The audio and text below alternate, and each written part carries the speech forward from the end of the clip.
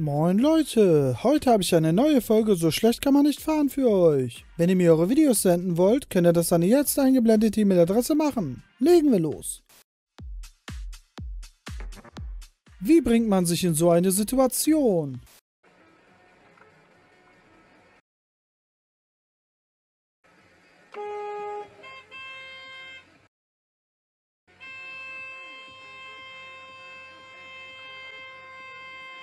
Das wollte der doch nicht anders.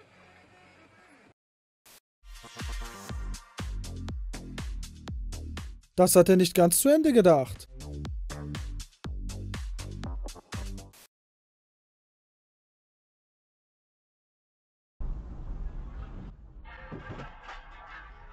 Das ist wirklich Timing.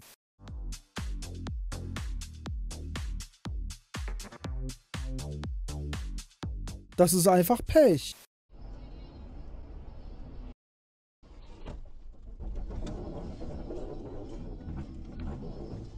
Der konnte kaum ausweichen. Einfach draufhalten.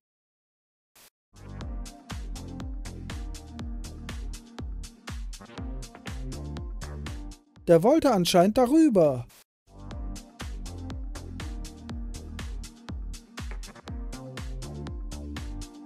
Das war wirklich knapp.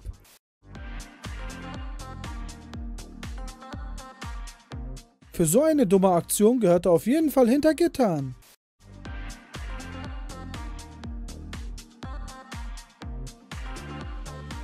Das war's doch wieder einmal. Komplett.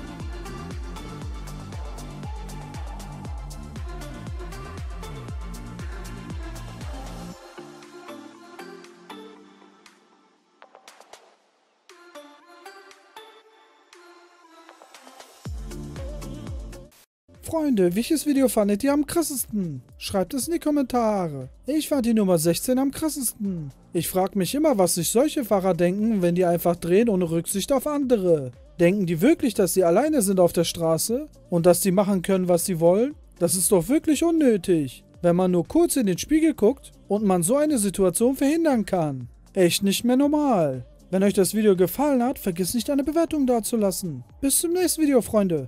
Ciao.